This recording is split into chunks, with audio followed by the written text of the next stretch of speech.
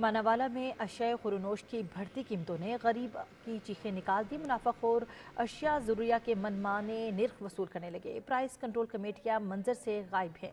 Report कर रहे हैं मियां शेर मोहम्मद सरकार। मुल्क के दीगर शहरों की तरह मानावाला में भी आए रोज बढ़ती हुई महंगाई ने गरीब आदमी की चीखें निकाल दी। एशिया खुर्दनोश की कीमतों में इजाफा होने से मानावाला के शहरी परेशान दिखाई दे रहे हैं। चीनी 170 रुपए किलो, चना दाल 250 रुपए, व्हाइट चने ने तो 3 सेंचुरी मुकम्मल कर ली। अगर घी की बात की जाए तो घी भी 500 रुपए किलो में फरोख्त होने लगा। महंगाई की सताई अवाम यूटिलिटी स्टोर पर भी रिलीफ ना मिल सका। भाई बहुत महंगाई है, बच्चे बहुत आवाजार ने, खाने पीने वास्ते कोई चीज़ नहीं है। महंगाई बहुत, घ्यो चीनी सब महंगी हुई है, ठीक है ना। तो मेहरबानी करो, कुछ सस्ते चीज़ें करो। दिहाड़ीदार तबका की तो कमर तोड़ के रख दिया है। रोज़ महंगाई होती रहती है। घी चीनी दालों की तो रेट एक जगह पर रुकने का नाम ही नहीं रहे।